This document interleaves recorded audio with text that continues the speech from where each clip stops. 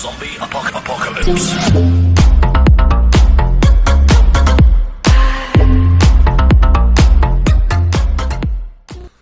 Hello everybody and welcome back to another episode of Move Out, Draw, Fire.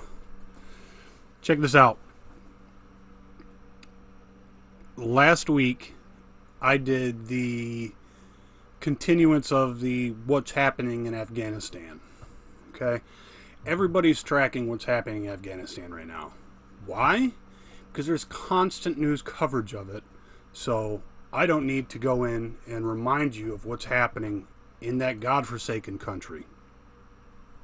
So, let me put it at this.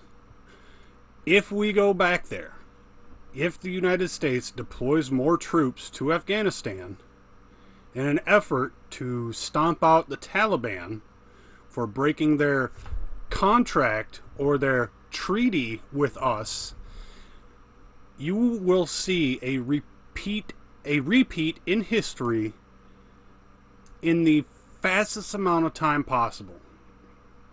After 20 years, nearly 20 years of conflict in that country, if we send people back, it's going to reignite the conflict. You know what's going to happen then? Eventually, we're going to have to pull out. You know what's going to happen after that?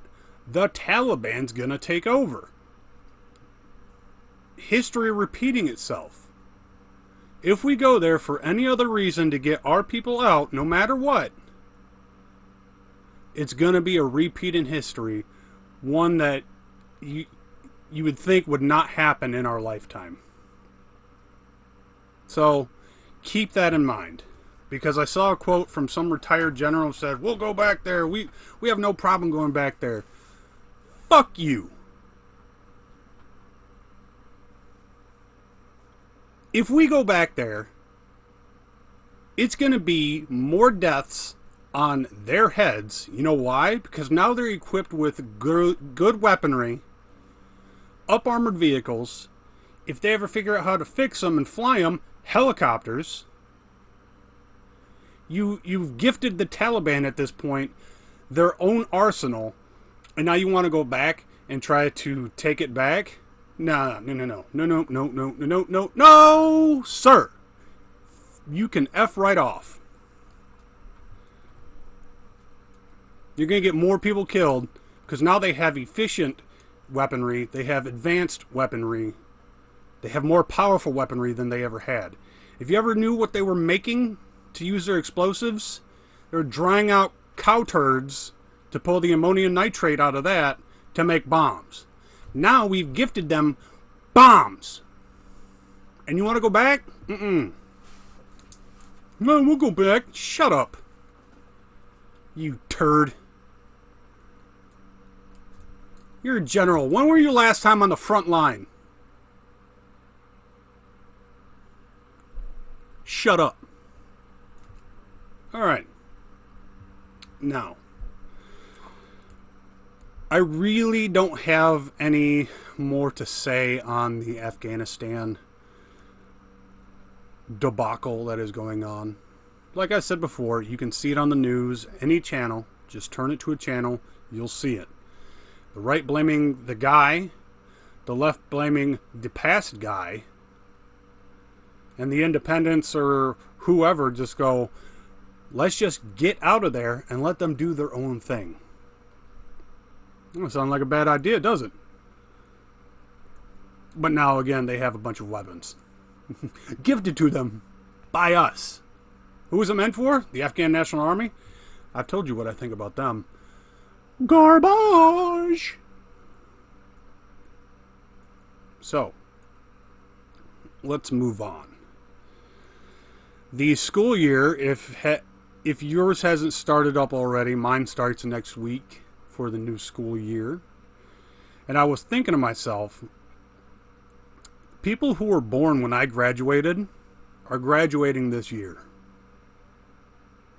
Does that make you feel old? How did you feel when you knew, because I know not everybody's my age, knowing that people that were born, I'll say for instance me, I graduated in 2003. people that were born in 2003 are now graduating this year. You spent 12 years, if you've graduated, 12 years in school, and then I've spent the next 18 years out trying to better myself in a way that would show some sort of promise to the rest of the world. What have I done with that time? Spent 12 years in the military, did 5 years at a manufacturing company, and for the last 9 months I've been unemployed. So, what can I say I've done? I've just become another cog in the machinery that is life, going to the mountain of nowhere to be buried someday, and maybe my name will last another generation. It happens. I'm not Achilles. I'm not some sort of Greek god champion that's going to be remembered throughout the annals of time. So, give it 100 years, everybody will be forgotten. Every Medal of Honor recipient, every war-torn hero in the past 100 years, forgotten. It's a bleak way to look at it, but everybody's gonna die. So, with that negative outlook out in the open,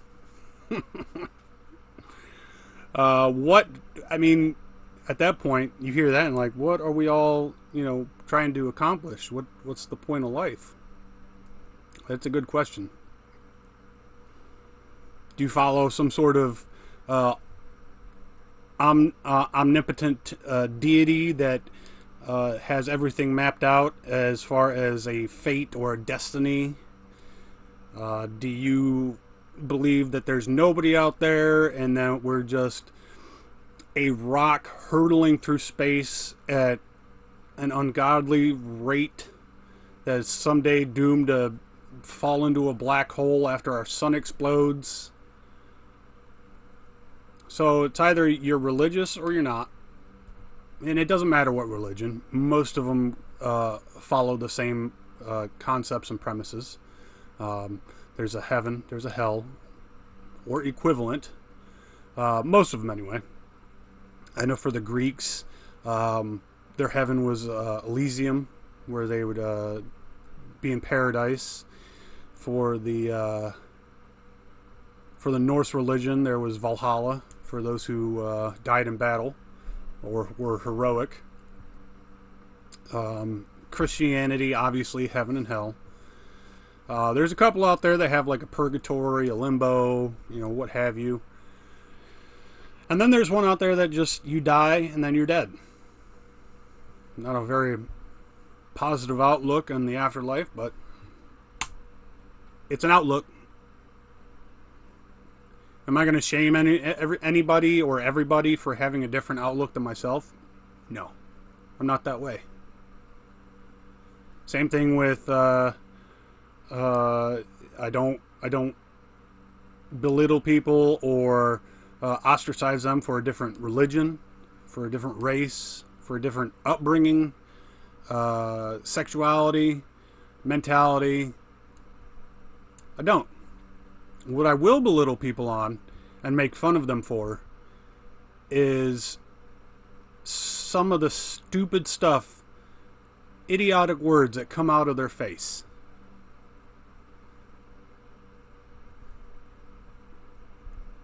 I think after you listen to somebody and they prove that they're stupid, you should treat them like they're stupid. I mean, you wouldn't keep treating the guy or the person who keeps messing up in a factory, you wouldn't promote them, would you? Looking at you, John. You turd. Same thing in the military. You wouldn't take somebody who keep constantly late for formations, DUIs, drugs, assault charges, battery charges, spousal abuse. You wouldn't promote them, would you? Would you, Army? For the most part, no, they don't. I've chaptered a lot of people out of the military while waiting to exit myself. So, and some of those were some of the worst of the worst. So they rank high up there as far as pieces of dirt. And they weren't promoted. They were kicked out. There were some who showed promise, and then they learned from the error of their ways, as long as it wasn't too extravagant, let's say. There are some who learned the error of their ways and they prospered in the military. Because they're not about one. Well, sometimes they're not about one F up and they're done for their career. If you show potential, they'll keep you around. And that's what a lot of jobs do. As long as you show potential, unless you're Saint Gobain, they'll keep you around. So, there's not much to talk about today. I mean, again, it's all Afghanistan right now. The way it was 20 years ago. Afghanistan and Iraq, terrorists there, terrorists there. So, you got to look at it this way. There's always going to be another conflict because of differences in culture, differences in religion, and just plain old differences. Okay? And this conflict doesn't even have to be a war, a battle. A conflict could be the job you're working at. Wants to see who can produce the best and the most parts. Well, now you've made a competition. And a competition is another way of creating conflict. Because now you got a few people vying for the best position. And if you say there's only one position available for whoever does the best, now you've created conflict. Because once that person, whoever does succeed, now you're looking at the other guy and the other people like you weren't good enough. Now you've got inner conflict. So if you have a position or an object or a thing that somebody wants, and you tell them to fight for it or competition for it, you're creating conflict. So it doesn't have to be over religion, race, sexual identification. It doesn't have to be that. It'd be simple as something as a competition to win something. A competition for see who the smartest mathematician is. Creating conflict. You might think it's a challenge. You might think it's a competition. But you're trying to polish a turd. It's conflict. Somebody's going to come out of that sour and have sour feelings and want to try to retaliate or try to undermine whoever got the position because they thought they were better at whoever got it. Now you've just created a bunch of nonsense. So, am I talking equality? Am I talking equity? All I'm saying is there's a right position for the right person, and you give the right person that position. Do you make it a competition? No. Because that means you're doing a sprint. What you want to do is a marathon. You find out all the past events, all the procedures that they did in the past, let's say 10 years. All right, let's go back 10 years, or however long the person's worked there, or however long the person's done that thing. You find whoever's done it the best, done it the most. Quantify your findings, write it down, and then prove to them, or prove to whoever, of why that person deserved whatever. If we could go and prove beyond the shadow of a doubt that everybody in Afghanistan was a bad guy or a bad person, that would be grounds for getting rid of those bad people. But you can't, because they're not all bad. You can't go and commit a countrywide genocide because a few bad apples. There's millions of people in Afghanistan. Let's say millions. Let's say 10 million. Do I know that for sure? No. I don't have the numbers right in front of me. But there's 75,000 Taliban that showed up. That's a small percentage.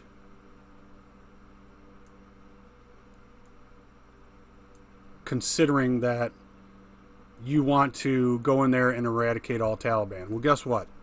It's not linear warfare. They don't wear uniforms. They look like everybody else. That's how they do it. They blend in. So if you haven't figured that out, we're not fighting a normal group of people. This isn't us versus the Nazis in World War II, where everybody could be identified by a uniform. That's another thing you got to recognize. The enemy is everywhere. They are everywhere. And if you haven't figured that out by now, there's no hope for you. Just keep that in mind. You might not think so. They might not have deadly intentions, but they have negative intentions towards you. It might not be a physical intention. It might be a subversive mental warfare. Psychological warfare. So, keep that in mind. Food for thought. Find the enemy. Now, could an enemy just as quickly turn to a friend or an ally? Absolutely. But, at one point, they were still an enemy, weren't they? So, always keep that in mind. Now, what I do want to talk about is for my nerd friends out there. For the nerd friends, today's August 25th. The new SpiderMan trailer, No Way Home, has just been released. And they brought back a few characters from past SpiderMan movies. Am I excited about it? Yes. Should you be excited about it? Yes. Is it going to be the greatest Marvel movie ever made? No. No. If I had to say the greatest one ever made, I would definitely say the first Avengers movie or the last Avengers movie, Endgame. Plain and simple. Fight me.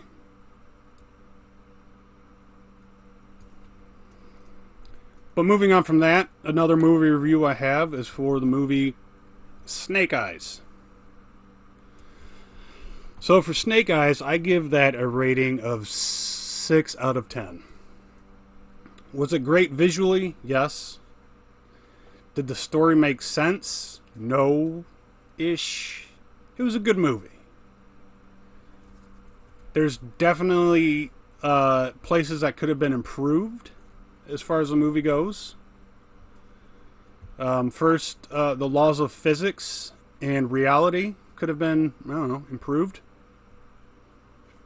I know G.I. Joe is supposed to be, these guys or girls with these awesome weapons and these awesome environments that do awesome things, but they're still bound by the laws of reality in the comic books and the cartoons. So when you start throwing supernatural feats in there, it kind of throws me off a little bit. I liked it, no doubt, but I thought it could be better. So that's my speak on that. The main character, I've never seen him in a movie before. He was a good actor. All the actors in that were good actors, I believe. And I use actor in the normal term of actress and actors. Actor is the universal term. So I believe everybody was good in that movie. I just think it could have been a little bit better. Some upcoming movies I want to watch would be now I come into this movie hesitantly, which would be the new Fast and Furious movie. I believe it is the 9th one with John Cena. I've watched 8 of them, And I know as the movies go along, again, the laws of nature and physics are bent a little bit. And I've heard not good things about the new Fast and Furious. So once I watch that, I'll give you kind of my rating on it. As far as the rest of the movies go. As far as like video games and sports, again, I can't give you much. Not a big sports guy. I play the video games I've been playing for the last 10 years, so I'm not really equipped mentally to tell you about the new video games that are coming out. I know there's a new Battlefield. It doesn't matter to me. I probably won't play it. Tell you some underrated ones, but they're for like Super Nintendo. So, you know, who plays that anymore besides people around my age? So I've been talking to a couple other, battle buddies, friends, people I've served with about what's going on. And I've spoken my piece on it.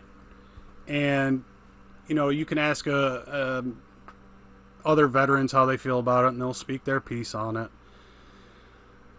Just go in there knowing that they're not happy about it. Knowing that they're not happy, I won't say tread lightly, but take it easy when you talk to somebody about it. If you do. You can't, people just come in, how do you feel about this? How do you feel about that? How do you feel about this? I'll tell you what I think, and then don't ask me again. And that's it. Don't keep pestering, because it's already a tense situation, knowing that we went over there, and then we come back, and it's like, hey, we just gave all the Taliban the same weapons you used to try to fight them. Perfect. Can't wait. Right now, we're just trying to fight the home game, getting the VA to try to treat us properly. As far as PTSD and TBI, body issues, as far as, arthritis at an early age, all the normal aches and pains that we have to deal with every day. So, that's our fight, is with the VA. And I've seen a lot of memes out there of all these veterans that want to go to Afghanistan to pick up a bunch of weapons and like, haha, I got a bunch of weapons now because they're all unmarked. It's funny in thought. It's funny in concept. It's funny in theory. But when real world applications come along and you try to do that, you're going to get a harsh dose of reality just come crashing down on you. So,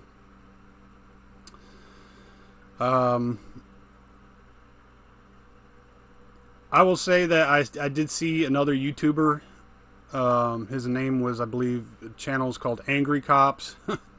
He had a little skit on there about how during a commercial break we lost Afghanistan, and they've got drones and helicopters and up-armored vehicles, and just how people aren't fighting for their own country, yet they'll fight death itself to try to stay on the wheel well of a plane to get out of that country. So I suggest you go look his skit up. I could probably put a link to it in the description. I found it funny. I think other veterans will find it funny. But if you want a good idea of, because a lot of his skits are pretty good as far as like what we've experienced and what he's experienced, they're pretty good. So I'll put a link to his profile in the description of this, so you can go check him out. But other than that, that's really all I got for today. I know I'm cutting a little bit early, about 5-10 minutes early from my normal 30 to 35 minute podcast and video. So, yeah, all's good in the neighborhood, I went out golfing today, took my daughter and my brother-in-law out. My daughter played about 2.5 holes before she just pulled out her tablet and started recording my brother-in-law hitting golf balls out into the woods. I didn't do too bad. I got a 52 out of 9 holes. Doing better. Last time I got a 56, so it's all good. Got my Michigan shirt on today. I like representing the school and the football team. Couldn't tell you anything about them, though. I know University of Michigan has made major leaps and bounds in the field of medicine and technology. And that's it. I like the school. I like it better than Michigan State, who has cow racing. So, whatevs. Fight me about it. Anyway, so I'll cut it here. And I hope everybody who's listening has a good day. Good rest of the day. Good rest of the week. Right now it's 10 p.m. on the 25th. This will be out morning of the 26th for everybody's listening pleasure and enjoyment. And I hope you all stay alert, stay alive. If you're feeling down, if you're feeling suicidal, go ahead and give the veteran hotline crisis call or crisis center a call. I'll leave the phone number to that in the description. Press 1, or you can text the phone number. Reach out to somebody, reach out to me. We can always talk it out. You're not alone. Roger? Gotcha. So, with that in mind, I command you to move out and draw fire. Thank you. Click on Zombie Apocalypse.